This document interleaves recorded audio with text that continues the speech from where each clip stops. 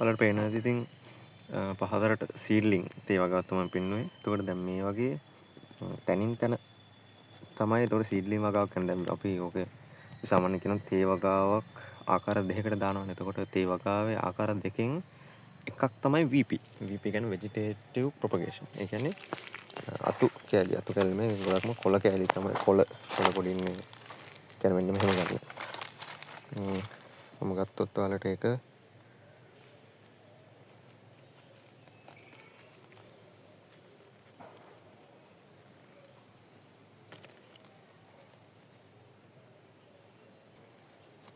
මෙන්න මේ වගේ කොලයක් අරගෙන එයාලා මේක පොඩි මේ පිළිල්ලම කියන්නේ පොඩි කියන්නේ පොහොරයි මේ වගේ කොලයක් අරගෙන තමයි vegetative propagation කරන්නේ. කියන්නේ මේක අදල් ට්‍රීට්මන්ට් කරලා ඉවරලා මේක ඉන්දනවා පොඩි මේ සීඩ් බෙඩ් එක. අපි සීඩ් බෙඩ් නෙමෙයි අපි කියනවා මෙන්න මේ වගේ කොලයක් අරගෙන මේ වගේ මේ එතන නටු කැල්ලෙන් තමයි සාමාන්‍ය VP කරන්න ගන්න මේ වගේ කොලයක් කොහොමද මෙහෙම ට්‍රීට්මන්ට් කරලා ඉවරලා එහෙම තමයි ඒගොල්ලෝ පටන් ගන්න සීඩ් VP එක නම් ඊට පස්සේ සීඩ්ලිං එක නම් සාමාන්‍ය පටන් ගන්න මේ තේ ගස් ඒ කියන්නේ ඉතර හොඳ නැති ගස් වලින් එහෙම නැත්නම් අපි කියමු දළු නෙලන් නැති ගස් වලින් අපි ලබා ගන්නවා තේ ඇට වලින් තමයි සීඩ්ලිං දා. එතකොට මේ තියෙන වලට මම පෙන්නන්නේ සීඩ්ලිං වගාවක්. මොකද ඔය සීඩ්ලිං කියන එක අඳුර ගන්න පුළුවන් අර වගේ අතන වලට පේනවා තනින් තන සිදුරු තියෙනවා. අතන පැච්.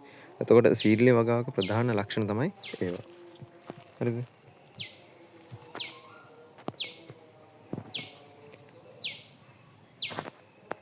තව ටිකක් ඉස්සරහට ගියොත් මේක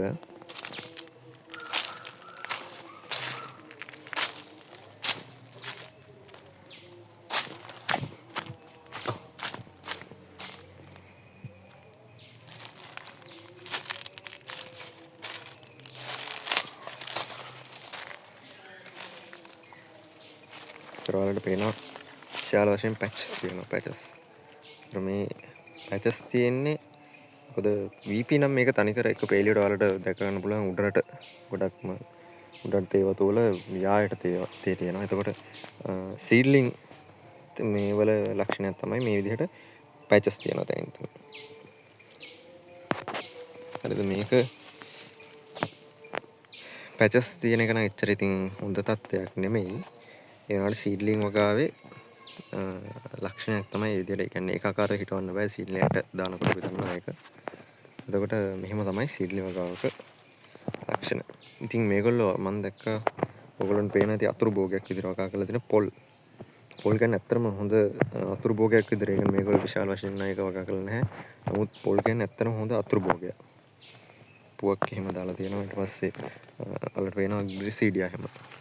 නේද?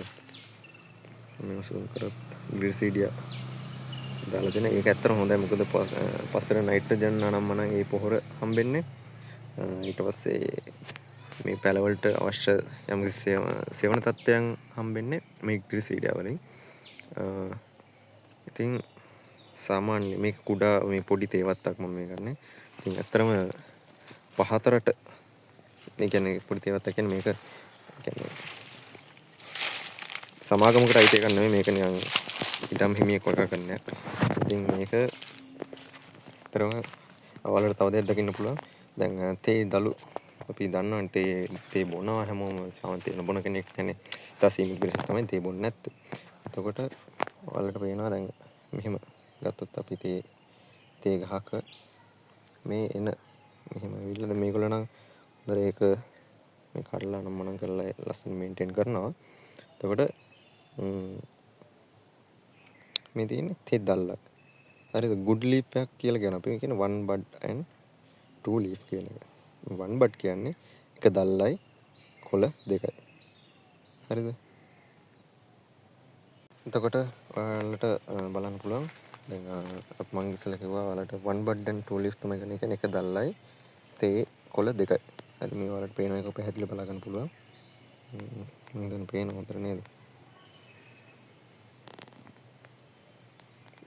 මේ බලන්න එක මේ පේන වලට දල් මේ කූර උඩට කූරක් මේක දල්ල. එතකොට මේ තියෙන්නේ තේ ඒ කියන්නේ තේ කොළ දෙක. ඒතර මේක තමයි good leaf එකක් කියලා ගන්න. අපි සාමාන්‍යයෙන් හොඳම තේ නිෂ්පාදනය කරන්න ගන්නේ මේ විදිහට one bud and two leaf තමයි. ඒක සාමාන්‍යයෙන් අපේ දැන් කට්ටිය නම් කියන්නේ තේ දළු ප්‍රතිශතය අස්සන්න වැඩි කරන දේවල් වල පේනවා මේ මෙයාලා කඩපුවා පෙන්වනවා. ඒකට මේ විදිහට කැඩුවොත් ඇත්තට මේක ෆයිබර් ගොඩක් තමයි නිෂ්පාදනය කියන්නේ. හොඳ තේ එකක් මෙතන නිෂ්පාදනය වෙන්නේ නැහැ. හොඳ තේ එකක් නිෂ්පාදනය වෙන්නේ මේ විදිහට එක දල්ලයි දළු දෙකක් කියන එක තමයි එතනම මේක ස්ටෑන්ඩඩ් එක. එතකොට අපි මේක ගත්තොත්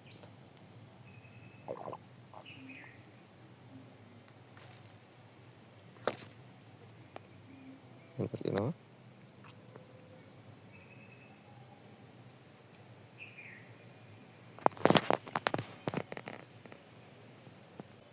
මේ තියෙන්නේ එතකොට මේ විදිහට තමයි ප්ලග් කරනවා කියනවා කඩන තේ දළු නෙලනවා ප්ලග් කරනවා කියලා කියනවා. නේද? එතකොට මේ විදිහට තමයි ප්ලගින් එකක් කරන්න තේ දළලා කඩා ගන්න. මෙතනදී අපි දැන් තේ එකක සාමාන්‍යයෙන් තවත් දෙයක් කරනවා මේක ඒ තේ එකේ ප්‍රභේදය අනුව වෙනස් වෙනවා. මෙතන නම් 2043 කියන එහෙම නැත්නම් අපි දැකලා තියෙනවා දම් පාට වගේ තේ ජාතිය වෙරයිටි එකක් තියෙනවා. එතකොට ඒ වෙරයිටි එකේ මේ වගේ බඩ් එක අපි කියන මේ දල්ල තේ දල්ල ගත්තොත් ඒකෙන් හදනවා ඇත්තටම සිල්ල ටිප් කියලා එකක්. හරිද? සිල්ල ටිප් කියන්නේ ඔයාලා දන්නවා සිල්ල කියන සමන රිදී කියන එක. ඒතකොට රිදී අංකුර ඒක ඒ වගේ තමයි ඒ වගේ දවසක් තමයි එන්නේ. ඒතර ඒක ඇත්තටම ලෝකේ මිල අධිකම තේ පානයක් සුදු පාට පොඩි ටිප් එකක් තමයි තියෙන්නේ.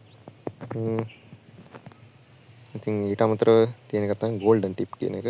ඉතින් මේ ජාත් දෙකම හොඳම තේ. ඒතර මේක සාමාන්‍ය බ්ලැක් ටී වල බෙස්ට් ක්වොලිටි ටී එකක් විදිහට මේක ගන්න පුළුවන් අපිට. ඒක බ්ලැක් ටී ග්‍රීන් ටී කියන එක හැදෙන විදිහ ඒක වෙනස් වෙන විදිහ මම ඔයාලට කියලා දෙන්නම් තවත් විදිහකින්. එතකොට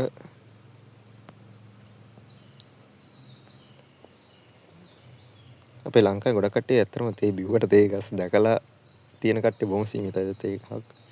මේ වගේ තමයි කියන්නේ.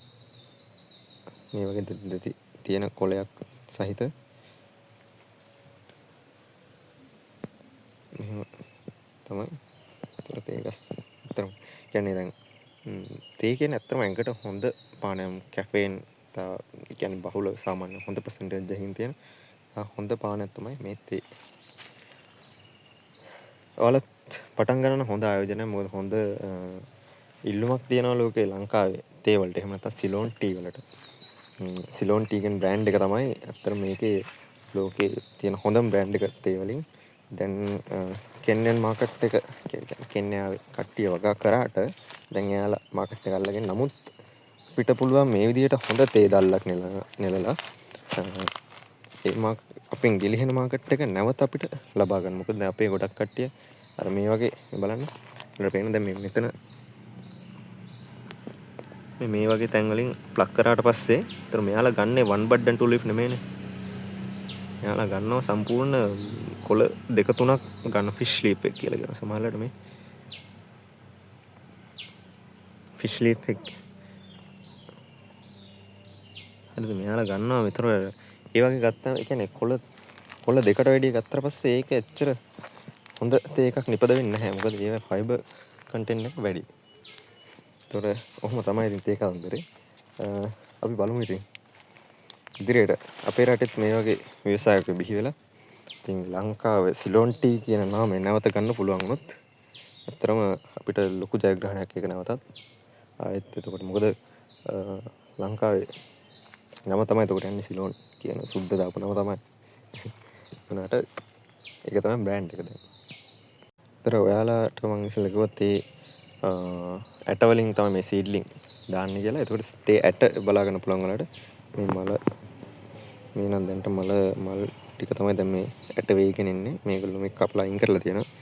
මේක කියන්නේ මේක මල් එනවා එහෙම නැත්නම් ඇට එනවා කියන්නේ එච්චර හොඳ තත්ත්වයක් නෙමෙයි තේ ගහක. මොකද ඒ කියන්නේ තේ එක්ක තේ ගහ වයස නැත්නම් ඒක හරියට මොකක් හරි දුර්වලතාවයක් තියෙනවා කියන එක තමයි ඒකෙන් කියන්නේ. එතකොට කොහොම නමුත් තවත් සමහරු මේකේ ඇට ගන්න ඕමනා හින්දම මේ විදිහට කරනවා.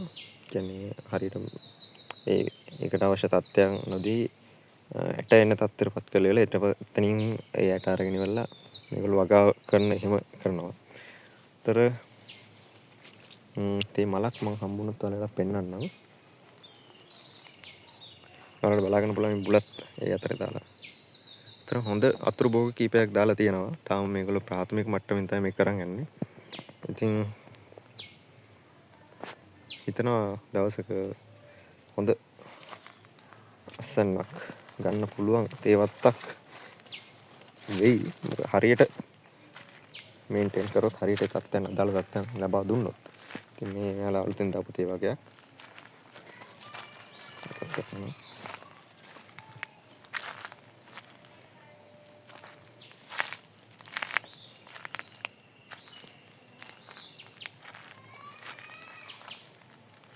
මේ තාම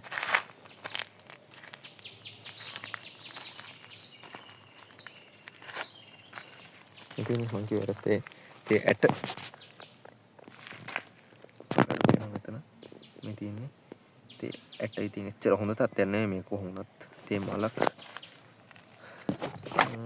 මේ මුල් අවදි ඇට වෙන.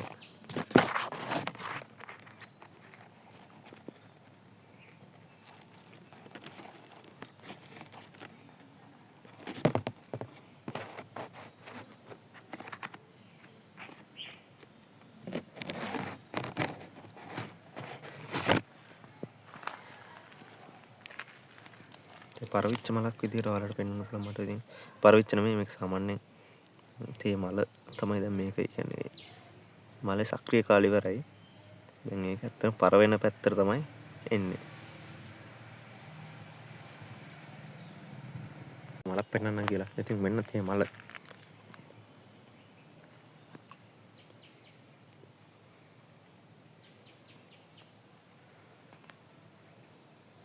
ඒක තමයි තේ මල.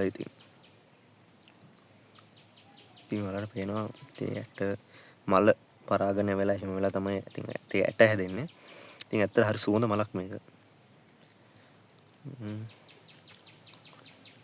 නිකන් කඩමුද මේක කැඩුවොත්.